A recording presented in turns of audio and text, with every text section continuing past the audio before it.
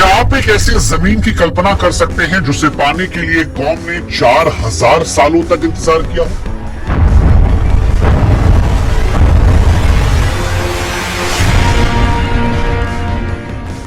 आज हम और आप इजराइल की तरक्की, वहां की फौज को जब देखते हैं तो हमें एक छोटा लेकिन बहुत ही अत्याधुनिक ताकतवर मुल्क नजर आता है।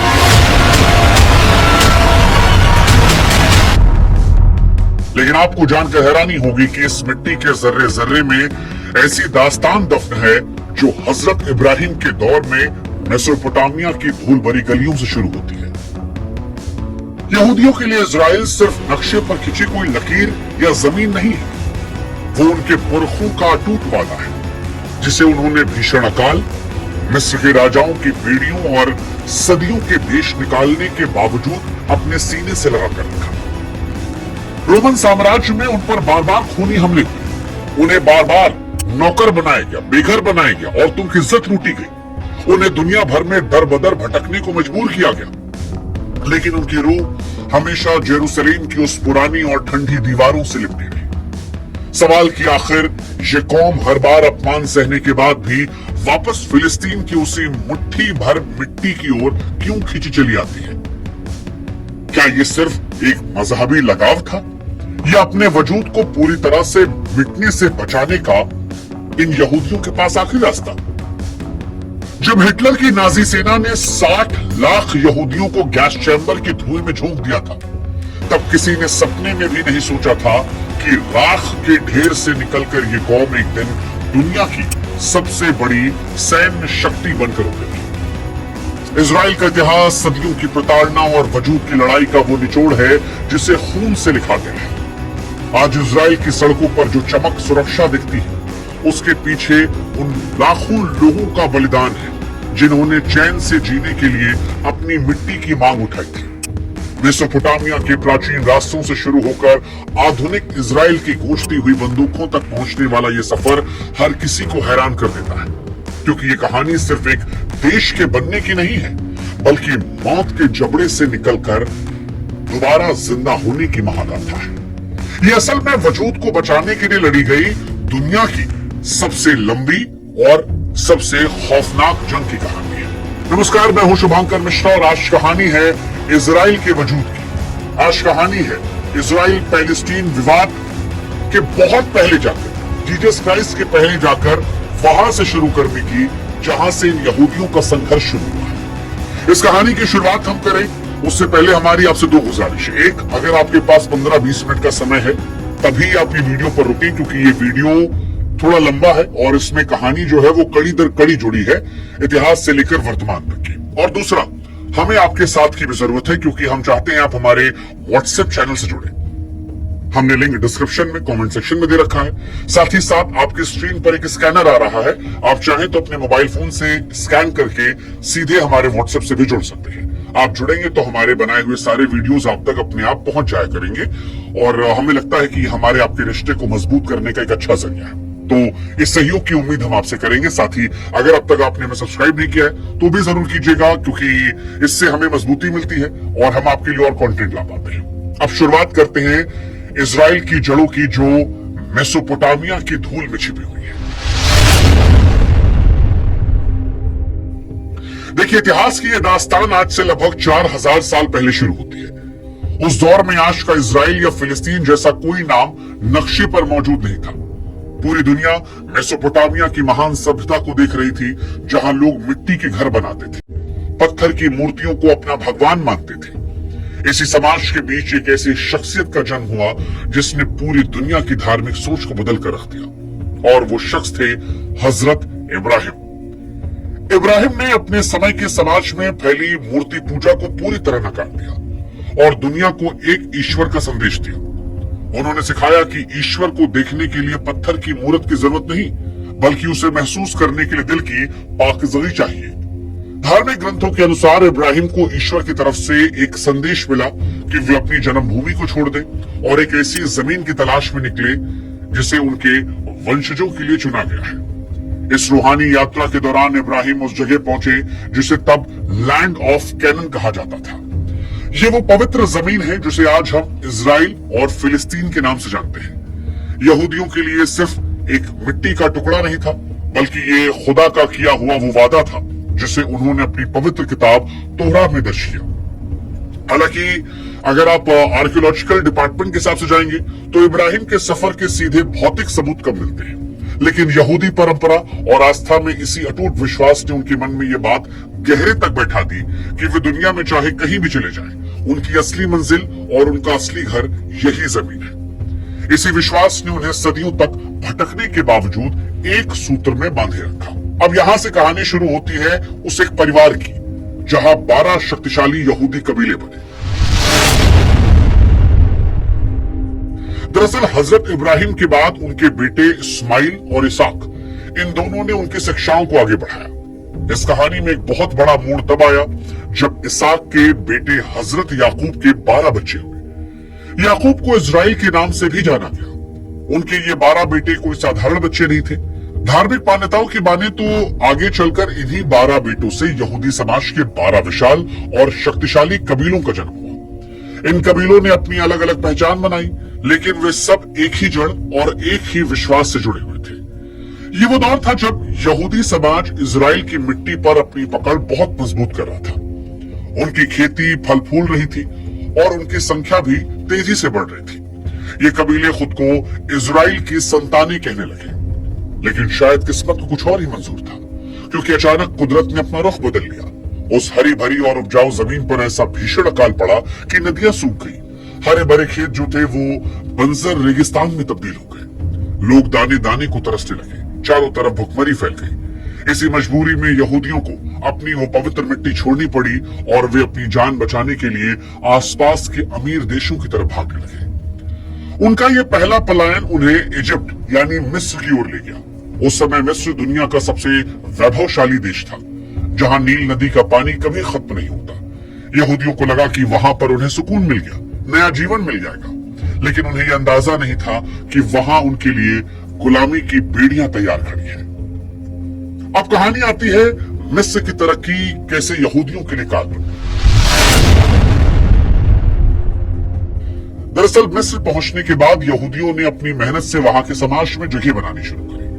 वे व्यापार और हिसाब में इतने माहिर थे कि कम ही समय में मिस्र की अर्थव्यवस्था में उनका बड़ा स्थान बन गया। उनकी समृद्धि और लगातार बढ़ती आबादी ने वहां के राजा यानी फराओं के मन में एक अजीब सा डर पैदा कर दिया। राजाओं को यह डर सताने लगा कि अगर इन यहूदियों को इसी वक्त रोका नहीं गया तो एक दिन मिस्र की सत्ता को हथिया लेंगे, स्थानीय लोगों को अपना गुलाम बना लेंगे।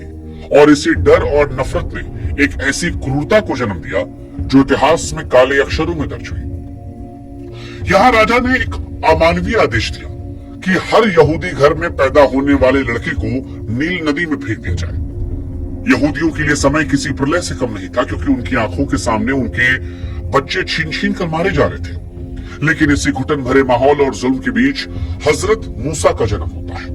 हजरत मूसा की कहानी भी किसी चमत्कार जैसी है, क्योंकि उनका पालन पोषण उसी राजा के महल में एक राजकुमार की तरह हुआ जिसने यहूदियों की जड़ों को खत्म करने की कसम खाई थी। जब मूसा को अपनी असली जड़ों और अपनी कौम के दर्द का पता चला तो शाही सुख सुविधाओं को छोड़कर अपनी कौम को गुलामी की जंजीरों से आजाद करवाने का एक कठिन संकल्प लिया। हालांकि मिस्र के इतिहास के रिकॉर्ड में बड़े पैमाने के पलायन के स्पष्ट प्रमाण नहीं दिखते, लेकिन उस दौर में यह मान्यता है कि यहूदियों के लिए मूसा का यह संघर्ष उनके लिए धर्म और राष्ट्रवाद की सबसे बड़ी नींव बना और फिर सबसे बड़ा पलायन उस दौर का हुआ। अब सवाल कि हजरत मूसा ने कैसे यहूदियों को मौत के मुंह से बाहर निकाला।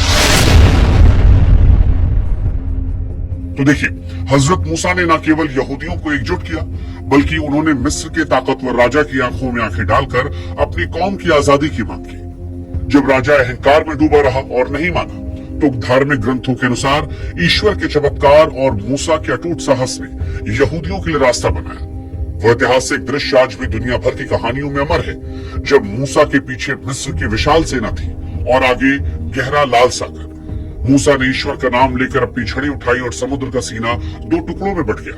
यहूदी उस रास्ते से सुरक्षित निकल गए और उनका पीछा करती राजा की सेना बीच समंदर में डूब गई। इस विषय पर कई सारी फिल्म भी नेटफ्लिक्स पर और अलग अलग OTT प्लेटफॉर्म्स पर आपको मिल जाएगी। इसे इतिहास में एक्सोडस यानी महान पलायन के तौर पर जाना जाता है। मिस्र की गुलामी से आजाद होने के बाद मूसा अपने लोगों को लेकर उसी पुरानी मिट्टी इजराइल की ओर बढ़ रहे थे। इसी लंबी और कठिन यात्रा के दौरान सिनाई के पहाड़ों पर मूसा को ईश्वर के 10 उपदेश यानी 10 कमांडेंट्स भी मिले। इन उपदेशों ने यहूदियों को सिर्फ धार्मिक रूप से नहीं बल्कि सामाजिक रूप से भी एक बहुत मजबूत और अनुशासित कौम बना दिया। इसमें चोरी न करना, हमेशा सच बोलना, सिर्फ एक निराकार ईश्वर को मानने जैसे पवित्र नियम थे। इन नियमों ने बिखरे हुए कबीलों को एक ऐसे अनुशासन में बांधा जिसने उन्हें दुनिया की सबसे संगठित और ताकतवर कौम में से एक बना दिया। मूसा ने सिखाया कि आजादी की कीमत अनुशासन और ईश्वर पर विश्वास है। लेकिन इसके बाद भी यहूदियों की जिंदगी में सुकून नहीं आया और यहीं से एक अगला चैप्टर शुरू होता है, किंग डेविड का चैप्टर। किंग डेविड और गोलियत की जंग जिसने इजराइल को पहचान। दरअसल इजराइल की जमीन पर वापस लौटने के बाद यहूदियों को कदम कदम पर नई और कठिन चुनौतियों का सामना करना पड़ा। वहां पहले से ही पलिश्ती जैसे शक्तिशाली कबीले मौजूद थे जो यहूदियों को वहां बसने से रोकना चाहते थे। उसी दौर में एक साधारण सा नौजवान चरवाहा उभर कर सामने आया जिसका नाम था डेविड। पलिश्तियों की सेना में गोलियत नाम का एक विशालकाय योद्धा था जो अकेला ही पूरी सेना को डराने के लिए काफी था। डेविड ने सूझबूझ दिखाई और मामूली गोफन से उस योद्धा के माथे पर ऐसा वार किया जिससे वो वहीं ढेर हो गया। इस जाबाज जीत ने यहूदियों में वो आत्मविश्वास भरा जिसकी उस दौर में उन्हें सख्त जरूरत थी। इसके बाद डेविड इजराइल के सबसे प्रतापी राजा बने और अपनी बहादुरी से यहूदियों का उस दौर में सिर ऊंचा किया। पहाड़ियों के बीच बसी जेरूसलेम की प्राचीन बस्ती को जीतकर उसे अपनी राजधानी बनाया। डेविड ने उन सभी 12 कबीलों को मिलाकर एक अखंड और मुकम्मल राष्ट्र खड़ा किया। आज भी इजराइल के झंडे पर जो 6 कोने वाला नीला सितारा शान से चमकता है उसे स्टार ऑफ डेविड कहा जाता है।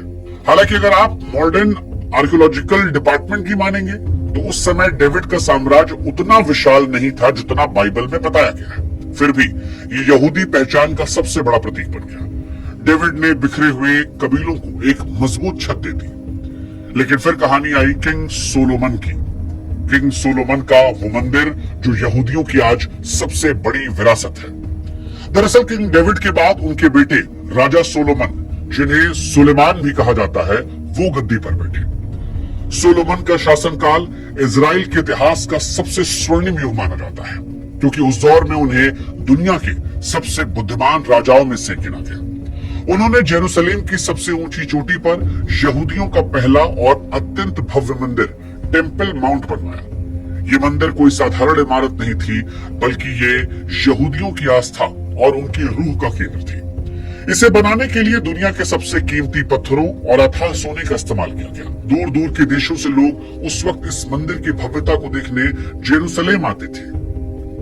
चूंकि यहूदी धर्म में मूर्ति पूजा पूरी तरह से वर्जित थी, इसलिए इस मंदिर के सबसे पवित्र कमरे में हजरत मूसा के दिए गए 10 उपदेशों को यहाँ रख दिया गया।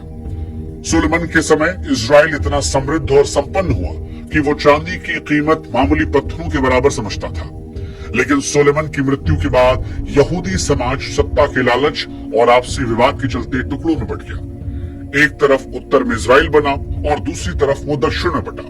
इस फूट ने यहूदियों को इतना कमजोर किया कि बाहरी हमलावरों की नजरें जेरूसलेम की बेहिसाब दौलत और इस पवित्र जमीन पर पड़ी। और इसी के बाद बेबीलोन का वो हमला हुआ जिसने जेरूसलेम को मलबे में तब्दील कर दिया। दरअसल यहूदी जब अपनी आपसी लड़ाई में उलझे हुए थे तभी बेबीलोन के क्रूर राजा ने अपनी विशाल और निर्दयी सेना के साथ हमला किया। जेरूसलेम की घेराबंदी हफ्तों तक चली। वहां के लोग भूख प्यास में तड़पने लगे। अंत में बेबीलोन की फौज ने शहर की दीवारों को ढाया। इसके बाद यहूदियों के स्वाभिमान के प्रतीक उस पवित्र मंदिर को जलाकर राख कर दिया गया। शहर को खंडहर बना दिया गया। हजारों यहूदियों को सड़क पर गाजर मूली की तरह काटा गया और इसके बाद जो थोड़े बहुत बच गए उन्हें पैरों में लोहे की बेड़ियां डालकर गुलाम बनाकर बेबीलोन की तंग गलियों में ले जाया गया। यह ऐतिहासिक रूप से सत्य है कि 586 ईसा पूर्व में बेबीलोन ने जेरूसलेम को नष्ट कर दिया था। ये यहूदियों के इतिहास का सबसे दर्दनाक और वो काला समय था। बेबीलोन की नदियों किनारे बैठकर अपनी उस पवित्र मिट्टी को याद करके तब यहूदी घंटों रोते थे। इजराइल की मिट्टी से उनका नामो निशान मिटाया जा रहा था। लेकिन लगभग 70 साल बाद जब पर्शियन अंपायर आया और पर्शियन अंपायर में उनके न्यायप्रिय राजा साइरस ने गद्दी संभाली, तब उन्होंने पहले बेबीलोन को जीता और यहूदियों के प्रति उन्होंने दया दिखाई। उन्होंने यहूदियों की जंजीरों काट दिया और वापस अपने वतन जाने और फिर से अपने मंदिर को बनाने की इजाजत दी थी। यहूदियों ने वापस लौटकर एक बार फिर से अपने टेंपल को बनाया। इसे सेकेंड टेंपल कहा गया। यहूदियों को लगा कि शायद उनकी जिंदगी अब आसान हो गई, अब अच्छे दिन आ गए। लेकिन यहूदियों की किस्मत हमेशा अभागी रही, क्योंकि ये खुशी ज्यादा दिन टिक नहीं पाई और जल्द ही अलेक्जेंडर, जिसे हिंदुस्तान में हम सिकंदर कहते हैं, वो रोमन रथों के साथ आया और फिर यहूदियों को रौंदना शुरू कर दिया। हालांकि यहूदियों पर अलेक्जेंडर की क्रूरता को अगर आप यहूदियों का सबसे बड़ा डर समझ रहे हैं तो आपको रुकना चाहिए। इसी दौर में ईसा मसीह की मौत और ईसा मसीह की मौत यहूदियों के लिए अगले 2000 सालों का अभिशाप बन गई। हाँ, पर्शियन और यूनानी शासकों के बाद इजराइल का पूरा इलाका अलेक्जेंडर ने जीता। रोमन साम्राज्य के लोहे के जूतों के नीचे दब गया। रोमन शासक जो थे वो अत्यंत क्रूर थे, दमनकारी थे, भारी टैक्स से भरे हुए थे। इस घुटन भरे माहौल और गुलामी के दौर में जेरूसलेम के पास एक साधारण यहूदी घर में जीसस क्राइस्ट यानी ईसा मसीह का जन्म हुआ। जीसस वो थे जिन्होंने प्रेम, भाईचारे, दया और एक नया संदेश दिया, जिससे परेशान और गरीब यहूदी लोग बहुत प्रभावित हुए। लेकिन उस समय के जो कट्टर यहूदी धर्मगुरु थे, उन्हें यह लगा कि जीसस उनकी हजारों साल पुरानी रीतियों और सामाजिक सत्ता को कड़ी चुनौती दे रहे हैं। उन्हें लगा कि ये नया प्रचार उनके धर्म को बदल कर रख देगा। और इसी धार्मिक और राजनीतिक टकराव के चलते रोमनों ने जीसस को पकड़ लिया, उन्हें सूली पर चढ़ा दिया। ये घटना यहूदियों के लिए अगले कई सदियों तक एक भयानक अभिशाप बन गई। जीसस के बारे में कहा जाता है कि उस समय उनका प्रभाव था, लेकिन आज विश्व में जैसे क्रिश्चियनिटी के तौर पर प्रभाव दिख रहा है, उस दौर में प्रभाव ऐसा नहीं था। वो प्रभाव यहूदियों के द्वारा जब उन्हें सूली पर चढ़ाया गया, उसके बाद धीरे धीरे दुनिया में बढ़ा। और जैसे जैसे रोमन साम्राज्य में ईसाई धर्म का प्रचार प्रसार बढ़ा, ईसाई लोग यहूदियों को अपने मसीहा का हत्यारा मानने लगे। ये नफरत की एक ऐसी आग सुलगाने वाला था जिसने यहूदियों का जीना दुश्वार कर दिया। और पूरी दुनिया में जहां भी यहूदी गए, उन्हें इसी नफरत और तिरस्कार का सामना करना पड़ा। दुनिया ये मानती कि उन्होंने ईसा मसीह को मारा है, और ये एक ऐसी सामाजिक बुराई बन गई जिसने यहूदियों को दुनिया के अलग अलग कोनों में भी अपमानित किया और कई जगह उन्हें मौत के घाट उतारा। 70वीं ईस्वी के आसपास जब यहूदियों ने रोमन अत्याचार के खिलाफ विद्रोह करने की कोशिश की, तो रोमनों ने जो प्रतिशोध लिया वो आज भी इतिहास को दहलाने वाला है। रोमन जनरल टाइटस ने जेरूसलेम को जलाकर राख के ढेर में बदल दिया, यहूदियों के दूसरे पवित्र मंदिर की एक एक ईंट को खाड़कर फेंक दिया और शहर को पूरी तरह तबाह कर दिया। हजारों यहूदियों को सड़क पर सूली पर टांग दिया गया, उनके घरों को खंडहर बनाया गया। रोमन ने जमीन का नाम ही जड़ से मिटा दिया और इसे फिलिस्तीन पुकारना शुरू किया, ताकि यहूदियों का भावनात्मक रिश्ता इस मिट्टी से हमेशा हमेशा के लिए टूट जाए। यहाँ से यहूदियों की लंबी भटकने की वो प्रक्रिया शुरू हुई जिसे डायस्पोरा कहा जाता है। यहूदी अपनी जान बचाकर पूरी दुनिया के अलग अलग देशों में बिखर गए। कुछ रूस की बर्फीली जमीन पर गए, कुछ पोलैंड, कुछ जर्मनी की तंगलियों में जा बसे। वे जहां भी गए, अपनी जेब में जेरूसलेम की एक मुट्ठी मिट्टी और अपनी पवित्र किताब को हमेशा अपने सीने से लगाकर रखते। वे दुनिया के हर देश में अजनबी और बाहरी बनकर रहे। उन्हें अपनी असली पहचान छिपाकर डर के साए में रहना पड़ता। वे हर साल अपनी प्रार्थनाओं में सिर्फ एक ही सपना देखते और दोहराते कि अगले साल वापस हम जेरूसलेम में होंगे। और ये तड़प अगले 2000 सालों तक उनके कौम में जिंदा रही। रोमन साम्राज्य के दो टुकड़े होने के बाद इजराइल का इलाका बाइजेंटाइन अंपायर के अधिकार में चला गया। इन शासकों ने ईसाई धर्म को अपना राजधर्म बनाया और इसके बाद यहूदियों की मुश्किलें और ज्यादा बढ़ गई। अब वे सीधे उस ईसाई सत्ता के नीचे थे जो उन्हें अपना सबसे बड़ा धार्मिक दुश्मन मानती थी। बाइजेंटाइन शासन ने यहूदियों को अपनी जन्मभूमि पर एक अछूत और अपराधी जैसा बना दिया। उन्हें जेरूसलेम के पवित्र शहर में कदम रखने की सख्त मनाही थी और पकड़े जाने पर कड़ी सजा दी जाती। यहूदियों पर भारी भरकम जुर्माने, टैक्स लगाए गए। किसी भी ऊंचे सरकारी पद या फिर व्यापारिक अधिकार से पूरी तरह दूर रखा गया। यहूदियों के लिए समय किसी एक अंतहीन कालकोठरी की तरह था, जहां पर अपनी भाषा, अपनी संस्कृति और अपने धर्म को केवल अपने घरों की बंद दीवारों के पीछे ही बचाकर रख सकते थे। समाज में उन्हें अपमानित किया था, उनकी बस्तियों पर अक्सर हमले होते, लेकिन इतनी प्रताड़ना के बावजूद यहूदियों ने अपनी जड़ों को नहीं छोड़ा। वे हर रोज उस दिन का इंतजार करते जब उनके दुखों का अंत होगा और फिर से अपनी धरती पर सिर उठाकर जीने का हक मिलेगा। और ये मौका मिला इस्लामिक शासन में। क्या इस्लामिक शासन में यहूदियों को दोबारा सांस लेने का मौका मिला? ये सवाल अब आपके जहन में आया होगा। जवाब हम बताते हैं। 638वीं ईस्वी में इतिहास ने करवट ली और हजरत उमर की बहादुर इस्लामिक सेना ने बाइजेंटाइन फौज को धूल चटा दी, जेरूसलेम पर अपना परचम लहरा दिया। यहूदियों के लिए बदलाव किसी चमत्कार से कम नहीं था, क्योंकि ईसाई शासकों के क्रूर मुकाबलों में अरबों के शासन में उन्हें ज्यादा आजादी और ज्यादा सम्मान मिला। इस्लाम में यहूदियों को अहले किताब यानी पवित्र किताब वाले लोग माना गया और खलीफा उमर ने यहूदियों को दोबारा जेरूसलेम के पवित्र शहर में बसने और व्यापार करने की आधिकारिक अनुमति दे दी। इस्लामिक खलीफाओं के शासन में यहूदी विद्वान, मशहूर डॉक्टर और बड़े बड़े व्यापारी फिर से अपनी चमक बिखेरने लगे। हालांकि वे अभी भी दुनिया के कई हिस्सों में फैले हुए थे, लेकिन उनका दिल हमेशा जेरूसलेम की ऊंची पहाड़ियों में धड़कता। वे मुसलमान शासकों के साथ मिलकर शांति और सम्मान से रह रहे थे। उनकी कला व संस्कृति फिर से पनपने लगी। 1099 ईस्वी तक ये सुखद शांति बनी रही, लेकिन तभी यूरोप के पहाड़ों से ईसाई योद्धाओं की एक बहुत ही खूनी बवंडर उठा, जिसे क्रूसेड यानी धर्म युद्ध कहा गया। इस युद्ध में एक बार फिर इस पवित्र जमीन को मासूमों के खून से नहलाने की तैयारी की गई थी और यहीं से वो सवाल उठा, क्या होली वॉर में जेरूसलेम की गलियां खून से लाल? देखिए, यूरोपीय ईसाई योद्धाओं ने जेरूसलेम को मुसलमानों से आजाद कराने और यहाँ अपना शासन स्थापित करने के नाम पर हमला बोला।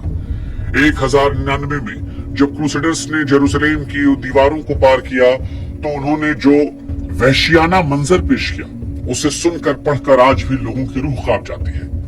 उन्होंने न केवल मुसलमानों को बल्कि हजारों बेगुनाहों यहूदियों को भी उनके पवित्र स्थलों और घरों में बंद कर जिंदा जला दिया। जिंदा।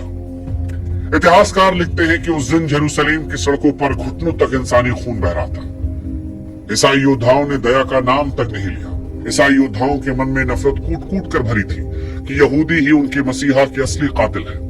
यहूदियों की आधी से ज्यादा आबादी इस भयानक धर्म युद्ध की भेंट चढ़ गई और जो बचे हुए थे वो फिर से बेघर होकर भागने लगे। इसके बाद कई सदियों तक ये पवित्र जमीन सिर्फ खून की प्यासी रही।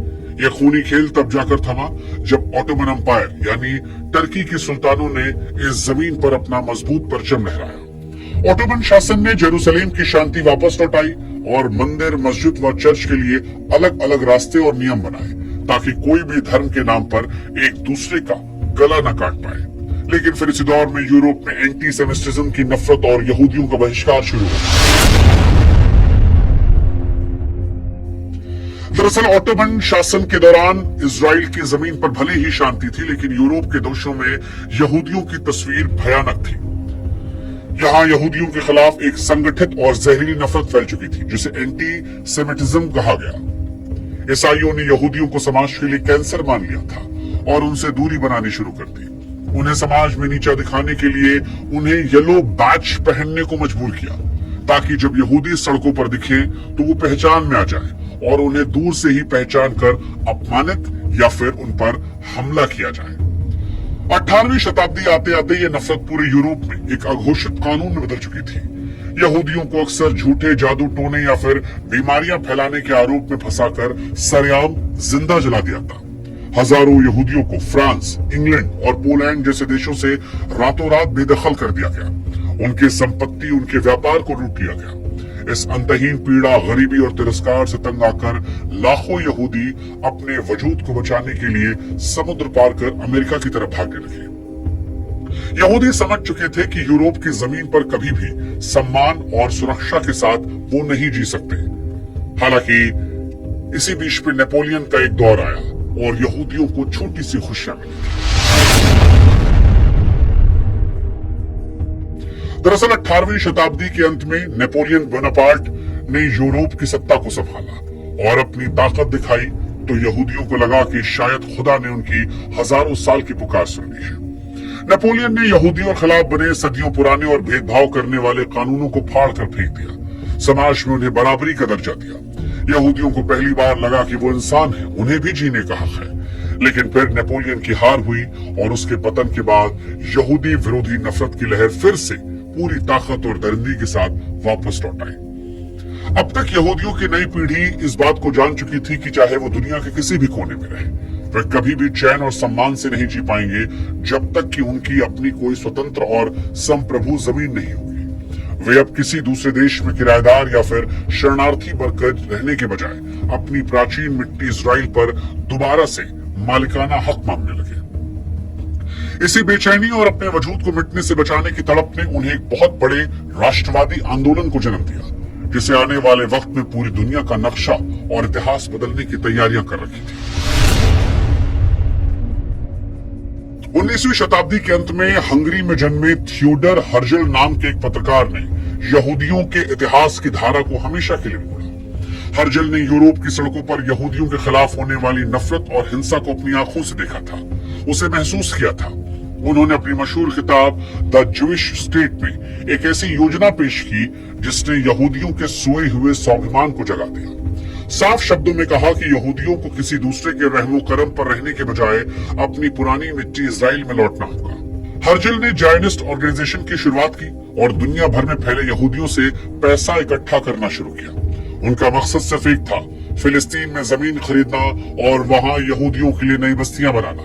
शुरुआत में बहुत से लोगों को यह काम नामुमकिन जैसा लगा, लेकिन हर्जल के जुनून ने यहाँ हजारों यहूदियों के दिल में उम्मीद की एक ऐसी मशाल जलाई जो कभी बुझी नहीं।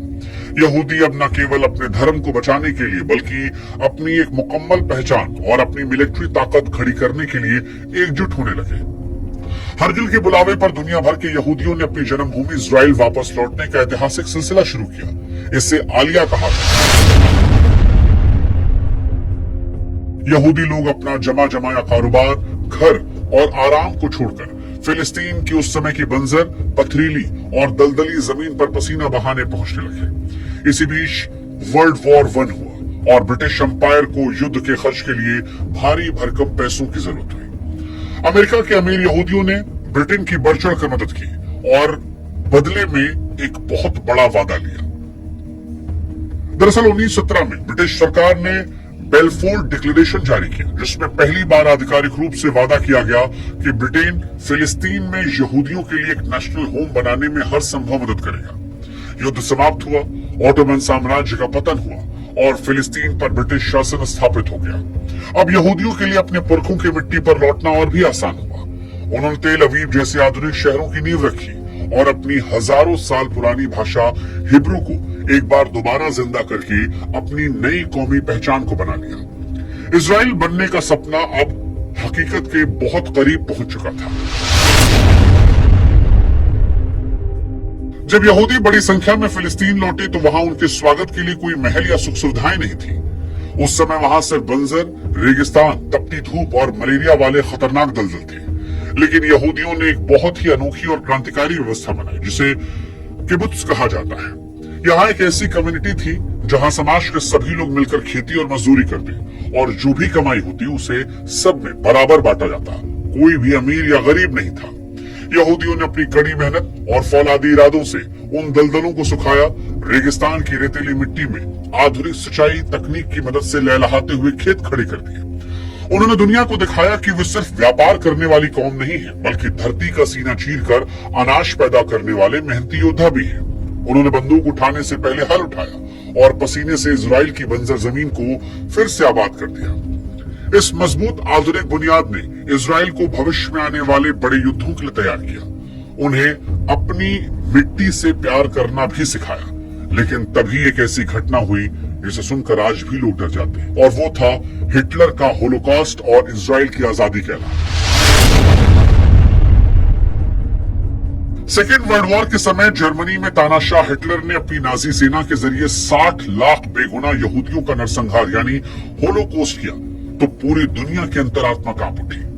मासूम बच्चों और महिलाओं को गैस चैम्बरों में तड़पा तड़पा कर हिटलर ने मारा। इस महाविनाश ने यहूदियों के सब्र का आखिरी बांध तोड़ दिया और यहूदी इस खौफनाक नरक से बचकर किसी तरह बाहर निकले और ये संकल्प लिया कि अब वो दोबारा भागेंगे नहीं और अपनी जमीन के लिए आखिरी सांस तक लड़ेंगे। यहूदियों ने अपनी सुरक्षा के लिए हगाना जैसी एक आधुनिक और ट्रेंड फौज खड़ी की। ब्रिटेन जो उस समय फिलिस्तीन पर राज कर रहा था, वो इस बढ़ते खूनी संघर्ष और यहूदियों की मजबूत मांग को संभालने में नाकाम रहा। अंत में यह मामला उस वक्त नवगठित संयुक्त राष्ट्र यानी यूएन में पहुंचा और साल 1947 में यूनाइटेड नेशन ने फिलिस्तीन के बंटवारे का प्रस्ताव पास किया, जिसमें जमीन को यहूदियों और अरबों के बीच बांटने की योजना बनाई गई। 14 मई साल 1948 को जैसे ही ब्रिटिश सेना वहां से हटी, इजराइल ने अपनी पूर्ण आजादी का ऐलान कर दिया। सदियों की भटकन के बाद यहूदियों को अपना देश मिल चुका था, लेकिन इस आजादी के साथ एक बहुत बड़ी जंग भी मुहाने पर खड़ी थी। वो जंग जब इजराइल की आजादी के अगले दिन 5 देशों की सेना इजराइल को घेर रही थी। वो साल 1948 था जब इजराइल ने अपनी आजादी का ऐलान किया था, लेकिन इसके अगले ही दिन मिस्र, जॉर्डन, सीरिया, लेबनान और इराक जैसे 5 ताकतवर अरब देशों ने मिलकर एक नन्हे से इजराइल पर हमला कर दिया। इजराइल के पास उस वक्त ना तो पर्याप्त हथियार थे और ना ही बहुत बड़ी फौज। सामने दुश्मन की सेना के पास आधुनिक टैंक थे, लड़ाकू विमान थे।